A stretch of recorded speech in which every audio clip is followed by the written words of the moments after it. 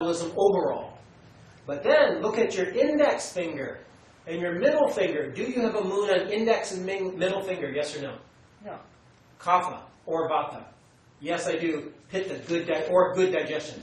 A vata person, a pitta person, and a kapha person, if they have healthy metabolism, they should have a moon on the index finger and middle finger. So moon on index finger, middle finger? Yes. Healthy pitta metabolism. Moon? Good. Moon? Yeah. Okay. What does having a moon on your fingernail mean? If you have one, it shows your metabolism is good. If you're missing a moon on your index finger and middle finger, it means you either have vata or kapha metabolism. In your case, it's vata. How do we tell, like, if there's a... Well, if you can't see one, you can't see one. This is the moon. Okay. Oh, okay. Yeah. And how's yours? Only thumbs. Okay, so it shows you have vata disturbed metabolism. Right. Okay, next one. Look at your tongue. So who's willing to stick out your tongue? Is everyone willing to stick out your tongue? Yeah. No, it won't be filmed, don't worry. Okay. It's just among us friends. Okay. So can I see your tongue? Her tongue, notice it's rectangular. Oh, she pointed it. Okay, that's good, thanks. So when she first stuck it out, but now she's cheating because she knew I said something and she immediately morphed it into a pointy tongue. Thank you. But when she first stuck it out, it was square. Did everyone notice that at first? When she first stuck it out, it was rectangle shaped. This shows she has sluggish kapha metabolism. But since she's heard that, she's seen 1,000 patients with me, she knows. So she quickly went, oh, that's right, I don't want them to think I'm too kapha. I better make it pointy to make them think I'm pitta. But she's kapha, so she didn't do that dishonestly, like a pitta might. She did it unconsciously. Okay. So, but nevertheless, she has large tongue, that's kapha. But her tongue overall is pretty healthy. Let me see again. Yeah, not bad. But she has a little indentation in the tip of it. You see again? See that indentation in the front part of it? It shows she has kapha in the heart. That could be some grief or sadness from something that happened in her life recently or a long time ago that's not digested yet. You mean that dip? Yeah, that little dip in the part there in the front, yeah. So it could also be kapha in the heart, like tendency to heart disease, high cholesterol, high blood pressure in the family. Not surprising, she's kapha. Okay, can I see your tongue? Okay. So your tongue has teeth marks. It shows your metabolism in the short term needs to be improved and the long term, even though you have the moons, but you don't have all the good indicators. Okay, can I see your tongue? Okay, her tongue is pitta with kapha. It has line down the center. Do you have back problems? No. In your back? No problem? Okay. So normally a line down the center means there's some sort of vata going on in the spine. Okay. How about you? Can I see your tongue? Okay, so her tongue shows a fair amount of ama. Do you see the coating in the back? Fairly substantial coating, but it's not too bad. And teeth marks. Teeth marks show malabsorption, and coating in the back shows some indigestion in the colon. And some cracks down the middle. Okay, his tongue has a lot of teeth marks. So that shows he really needs to improve his digestion long term. Okay, see your tongue? Okay, so hers just cracked down the center and teeth marks, yeah. So a healthy tongue is simply pink, and it's round or pointed, but not rectangular, and there's no coating on it, except a teeny, teeny, teeny thin white coating perhaps, but mostly no coating. It's pink, it's not red, it's not purple. There's no teeth marks or scallops or ridges. There's no crack down the center. There's no chicken feet, dried up mud in the desert. That's dehydration. And there you go. What are the teeth marks again? Malabsorption. It's vata. But I thought malabsorption had to do with... Can be kapha. It's porogny. When it's more pitta style, from the time that you eat to the That's time another that kind, but in her case it's not that, because she's not pitta enough to have that kind. So yes, very good. So she said, when I said teeth marks usually show malabsorption of a vata or kapha nature, and she said, but I thought pitta has that too, when they take in food so quick, and it goes in mouth and out anus very rapidly. Fast peristalsis. Yes, she's right. She's technical pitta person. So she caught the exception to the rule, but generally those teeth marks, more often than not, show to balance vata or kapha. Right? So what does malabsorption mean in vata-kapha style? What does that mean exactly? Vata means you're having too much cold, dry foods, and you're having gas, bloating, burping, farting with constipation. So the body is not Kapha, able to absorb the food? Kapha, right, because of coldness and dryness. Life is not cold and life is not dry. Life is hot and life is wet. So if life is dry and life is cold, or food is cold and food is dry, you're creating vata disturbance. You're killing yourself slowly. Right? Food must be warm. Food must be wet. Life must be warm or hot. Life must be wet. Life doesn't come out of the Arctic anywhere near as much as it comes out of the jungle, right? So tremendous amount of life in the rainforest jungle, right? Right? How much life in the Himalayas? Very sparsely populated. How about if we go to New Mexico, Arizona, Nevada, in the desert mountains? Very little life compared to hot, humid, right? So basically, life is a wet thing. Life is not a dry thing. Desiccation, or drying up, is death. Life is wet or oily. And life is not anything but warm. Life is not cold. When life's cold, we're talking biological life. We're not talking, my life is wonderful, my life is... I'm not talking that kind of life. I'm talking to have living being in the form of a human. I'm not talking about ghosts or demons or heavenly beings. But in a human being form and an animal form, life means heat. And life means wetness. We won't go into the other definitions, which that it means that you have the ability to move, right? For animals, plants, not as much. We're not talking about those. But fundamentally, life needs heat and life needs wetness. So digestion needs a little bit of oil, it needs a little bit of water, and it definitely needs heat. That's why I started this entire class today at 1 p.m. by saying the big problem in America is we always do freezing cold beverages, and that puts out our digestive fire. That's the number one cause, says Ayurveda, more than the sugar of our obesity epidemic in the USA, is everything is ice cold freezing. Right? And we so much don't get that. But when French people come here to eat a Coca-Cola, they're like, you're cheating me. This is all full of ice. I just wanted a small Coke, a petite Coca, and you give me, instead of a petite Coca, you give me lots of glaçons. You give me nothing but ice. And I want the Coca, not the ice. You cheat me. No, this is just McDonald's in America, right? So in France, they're not going to lace it with so much ice. They bring out the ice bucket, and we're like, ooh, a big bucket of ice, the Americans. And instead they take their tongs and they drop in one ice cube. And I go, plus de glaçons, and they give you a second ice cube. And it's like, oh my God, come on, I want ice, I'm an American. S'il vous plaît, un bol de glaçons. And they bring out the bowl just for me, and they go, oh, you're going to have more visitors? And I go, yeah. And then I quickly dump the ice bowl in, and they go, oh la la, les Américains, they do not understand food. And it's true, they don't. So it's why the French and the Indians and the Chinese, they each respect each other as gastronomie, the art of cooking, good cooking. And they all say, no ice water. Ice is not nice. So vata, digestion, is gas, bloating, burping, farting from too much cold food, too much ice, and too much dry food, and dryness without enough water or enough oil, and too much raw foods and salads. Too much raw foods? And salads for vata. So it's dry, and it's light, and it's cold. And they give gas, bloating, burping, farting, constipation. Pitta digestion is hot, intense, sharp, spicy. Too much spicy, too much sour, and too much alcohol, and too much meat. And they get diarrhea, they get loose stool, frequent bowel movements. That's what she's bringing up. It goes from here to there too rapidly. That's the least common explanation for the teeth marks. The most common is vata. The second most common is kapha style, which means slow, sluggish metabolism, potentially underactive thyroid. It means too much mucus, too much cheese. She left, the person who loves eating cheese. She said she's craving cheese. It's utterly wrong for her. She's craving it because I wish I had seen her tongue. She probably has thick coating on her tongue, which means the cells have thick coating between the cells, so they're sort of isolated, not talking to each other and going, you got cheese? I got cheese? We don't need more cheese. Let's not keep storing up cheese. But since they're not talking because they have mucus between them, I could tell from her oily skin, the mucus between them is causing the cells not to communicate. And they're all going, give me cheese, give me cheese. Who cares if they have cheese? I don't even know. I just want cheese in my own little cheese family in my own cell. They're being kapha disturbed. So forgive the joke, but it's true. It's how they act. So hence that's why they become cancerous and kapha person more rapidly than pitta or vata. But cancer is not only kapha. It's all three disturbed. Did that answer your question?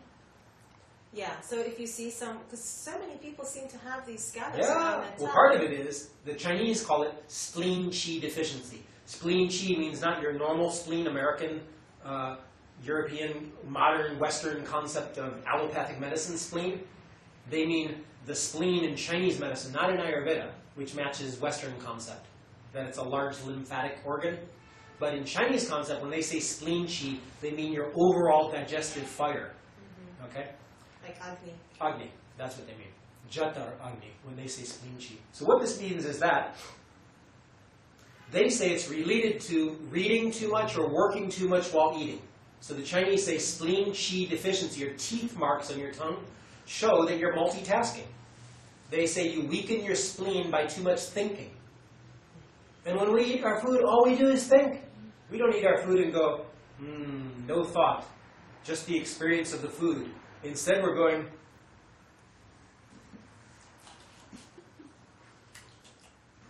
we're like checking your email while eating, and then we got our, our knee here on the steering wheel of the car, and we pull out the cell phone. Hello? Yeah, I'm running late, but hang on, I have no time to meet you for lunch, so I'm going to grab this sandwich. I'm in a traffic jam right now. Hang on. Oh yeah, I'm getting off at the Golden Gate Bridge right now. And we're like doing all this multitasking, and that's why so many American patients, and European, but less so, because they actually know to take a 4 to 6 week vacation. We only have 2 weeks. All French have 6 weeks, and most Europeans have 4 weeks. We're like, vacation? I have no time for a vacation. I got to earn money.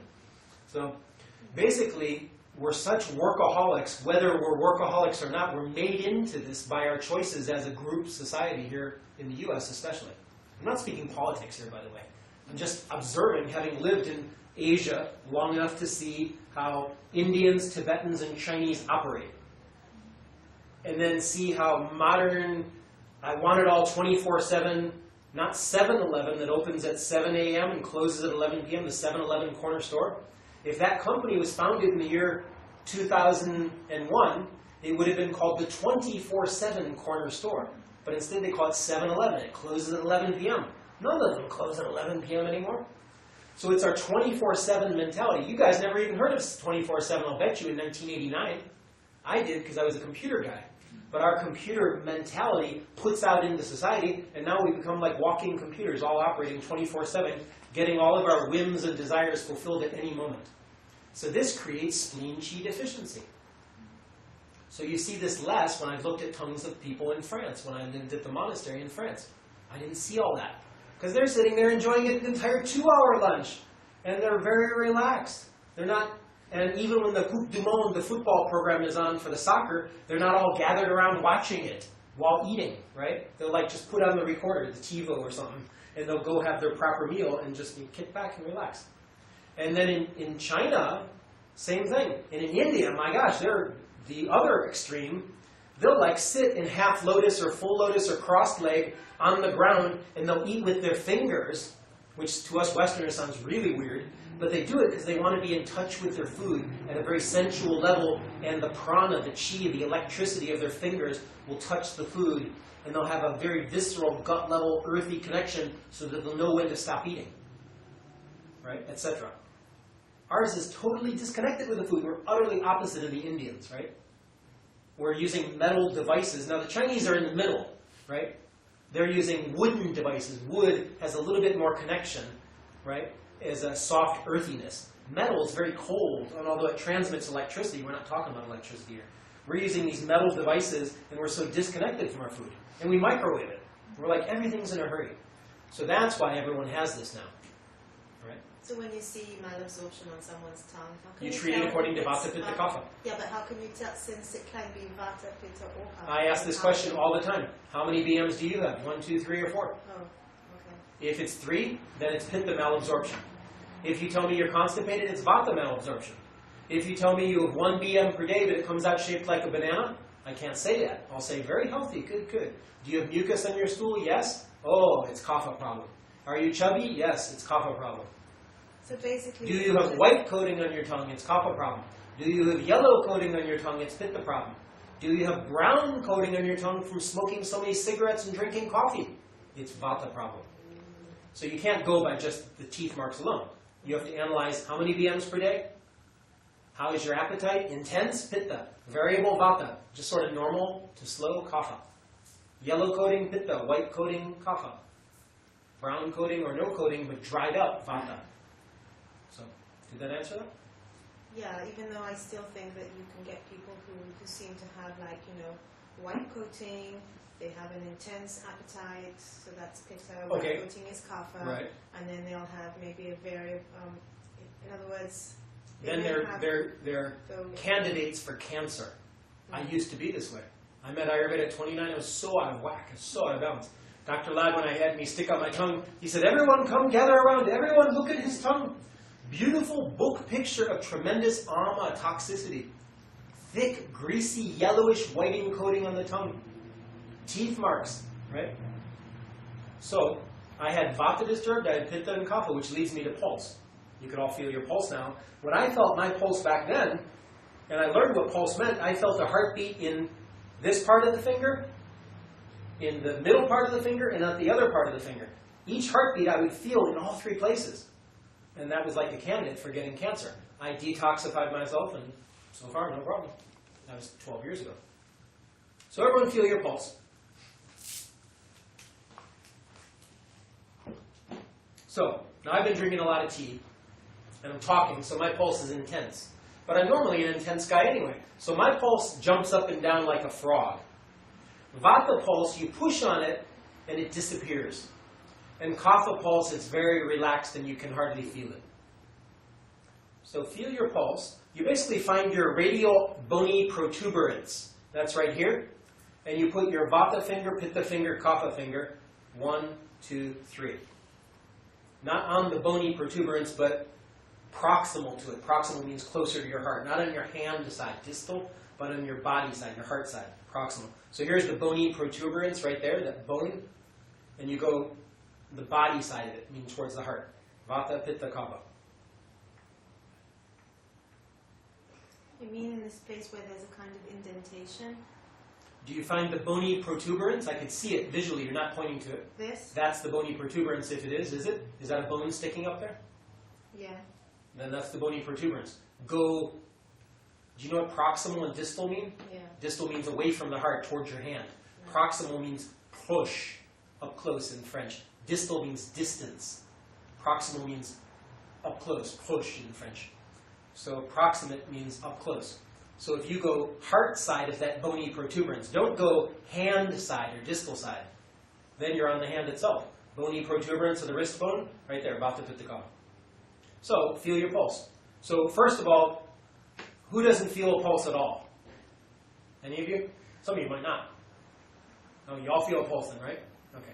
So when you push on your pulse, does it disappear easily or it's strong? Strong. Okay.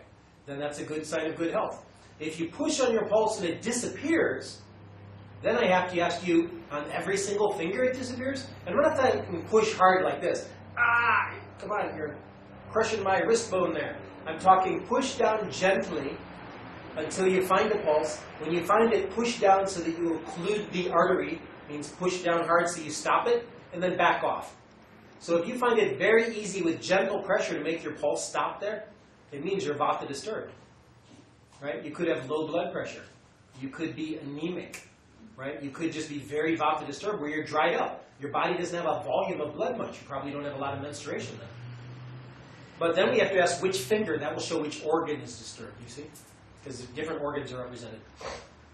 So are all yours solid on the one hand? Try both hands, of course. I only feel it in my finger. Okay. So then since you're feeling your right hand, and you only feel it in your index finger, is that correct? Right.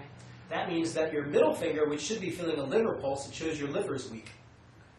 Can I feel your pulse real quick? You have to move closer.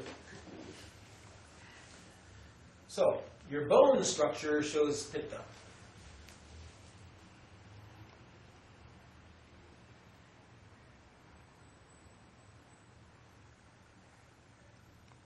Yeah, your liver pulse is weak, that's fine. So, that means don't eat a lot of spicy food, don't drink alcohol. I presume you don't do a lot of pharmaceuticals, but if you do, consider what you're doing. And definitely don't do a lot of recreational drugs, I presume you don't do. But watch it on alcohol. Don't eat a lot of meat. Don't eat a lot of spicy food. You don't need any of that except for spicy food. Yeah. So, and it doesn't mean don't cut it out altogether, but don't overdo it. Now, that's just the food side. The other is those 5 pillars of good health. Sleep, food, exercise, meditation, and sexuality. Means all of these don't overdo them, don't underdo them, and don't misdo them. Misdo them means for that person there who is craving cheese, it's utterly wrong for her to be eating cheese, right? Maybe if she said she's having cheese cravings because she's the most vata in the room, I'd say, okay, that's not bad, right? That's why she's happy about it. For her, it's appropriate. For the other person who is like second most kapha in the room to be saying she's craving cheese, it's false craving. It's not a trustable craving. How do you trust someone's craving? Look at their tongue. If they say they love this food and it's good for them, it's my craving, I think it's fine for me, then say, can I see your tongue? If the tongue has no coating, one, good quality. If the tongue is pink instead of red or purple or pale, second, good quality. If there's no teeth marks on their tongue, it's just round or pointed, it's not squared, third, good quality. No scallops or teeth marks, fourth, good quality. Okay? And no cracks, like chicken feet in the desert or dried up mud, fifth, good quality. Sixth, good quality, no crack down the center. Okay? So basically, the tongue looks plain and simple, round or pointed, and it's pink, and that's it. There's no cracks, there's no scallops, no teeth marks, no cracks, no dried up mud in the desert, no coating, etc., etc., no foam. Patients like that? Oh yeah, sure. But they're usually not coming to me for disease. They say, I just want to know what I am. Am I vata-pitta-kapha? And I'd like to stay healthy, I'm already healthy. I do see those, but they're fairly rare. And in America, they are rarely kapha people. They're usually pitta people, right? Because kaphas in America, they're already kapha, and in America we're so much overindulging in sweets and meat. Our meat diet is huge compared to Asians, right? Now Tibetans eat a lot of meat, but that's because they're at 15,000 foot altitude, and there's not so much agriculture at 15,000 feet, right? But we're eating way too much dairy and meat, right? And we have cold dairy, right? We don't drink our milk hot, spiced like Indians. We drink it cold. Especially in ice cream and frozen yogurt. So, and then freezing beverages, and instead of an 8-ounce Coke, if we have a Coke or a beverage that's sweet, a small was 8 ounces in the 1970s. Now a small is 20 ounces. It's crazy. It's more than doubled what a small was in 30 years. 20 ounces instead of 8 ounces. And then they have the Super Size Me. If you saw that movie, you get a 40-ounce Slurpee, and you drink that with your meal. You obviously don't understand that the body needs heat to digest. And enzymes don't operate at 32 degrees. Right? So that's the biggest problem, is the cold beverages, Ayurveda would say. Chinese medicine, Tibetan medicine would understand that. Okay. Next thing, on the pulse. So, if the pulse is really intense, you have to ask yourself, are you hungry? If you're not hungry, well then, if you're hungry, your pulse is going to be more intense, right? If you didn't have a good night's sleep for the last few days or a few weeks, your pulse is going to be weak. But if your sleep is overall not so bad, and yet your pulse is weak, something must be wrong. There's some deficiency in that given organ. Yep. Kapha pulse is slow and relaxed. Pitta pulse is like a frog jumping up and down. Boom, boom, boom, boom, boom, and it's medium speed. Vata pulse is quite fast, but it disappears on pressure. You push on it and it's gone. And you're feeling it and you go, oh, I don't feel your liver pulse. And you're feeling it, and you go, oh, there it is, it just arrived. It showed up late. So it's like they show up late and their pulse shows up late. Sounds weird, but there's a connection there. Okay, next one. Pain. If you have pain in your joints, or pain in your muscles, or headaches, you have vata disturbance for sure. All pain is caused by lung, by vata. Now, hey, I became a Buddhist monk partially because I understand that all desire as opposed to needs, right? So you have needs, but that's different than desiring, oh, I've got to have this, right? She doesn't have to have cheese, but she's craving cheese. So if you're having cravings for things, and yet they don't match what makes sense in the system of Ayurveda or Chinese medicine or whatever system's analyzing it, then it's like, that doesn't make sense for your body type, and yet you're still craving it, there's something out of balance.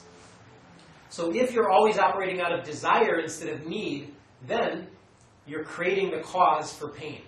In other words, Ayurveda says that all pain is due to excess vata. And the essence of vata is what? Desire. when it's out of balance. What's the essence of pitta when it's out of balance? Anger.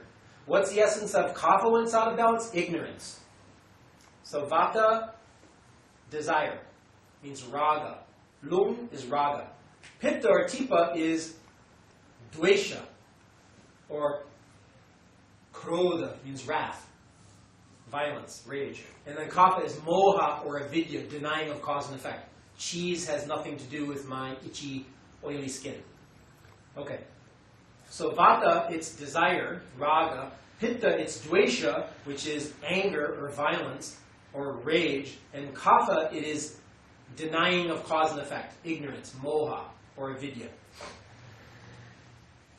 So all pain, says Ayurveda, be it physical pain or emotional pain, is all due to desire as opposed to needs. So if you're operating out of needs, you're only taking what you need. You're not going to the all-you-can-eat smorgasbord buffet, and just because you paid $9 instead of the normal $5 or $6 entree, I paid $9, I better get my money's worth. Or are you hungry? Well, I'm not really hungry, but you know, since we're at the thing, I better get my money's worth. And then you overeat just to get your money's worth. Have you ever done that, maybe?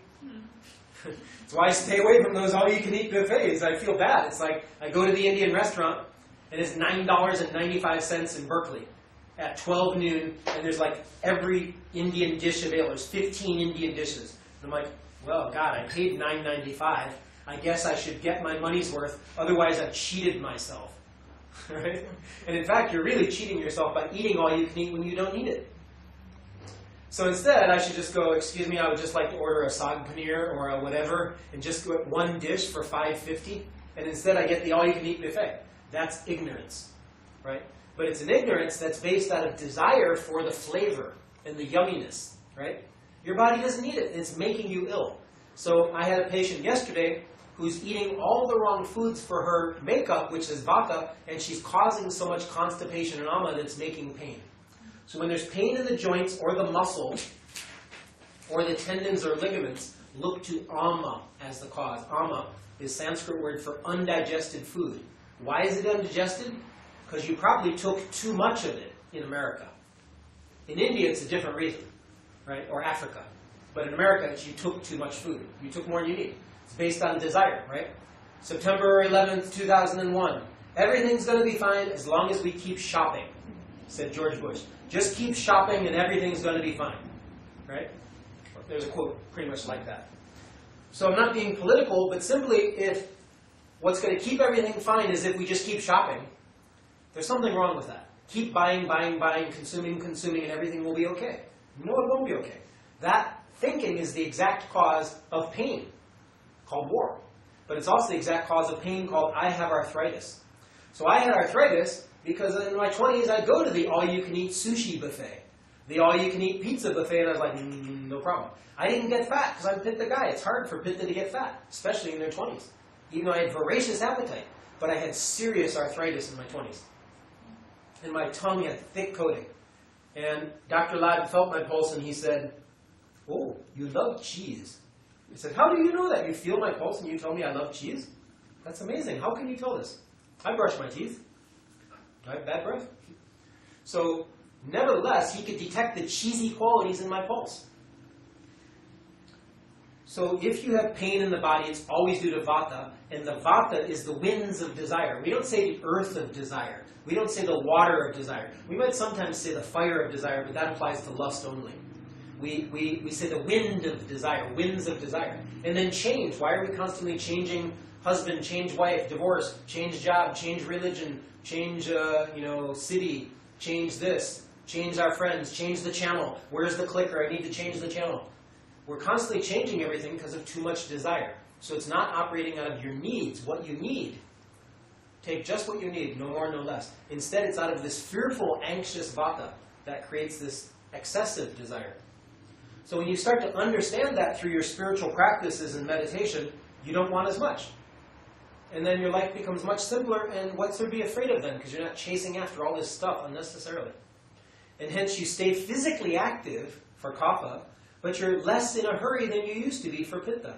And then for vata, you don't worry as much anymore because you're not chasing after everything that they say you have to have on television. So again, whenever there's pain, treat vata by decreasing excess vata, and that means understanding the winds of desire in all of its ways it manifests, and improve your digestion. Then, when there's anger, Buddhism and Ayurveda say it's because you've got so much desire. You don't get your desire fulfilled, it's thwarted, and you get angry at the person. Okay. So if the pain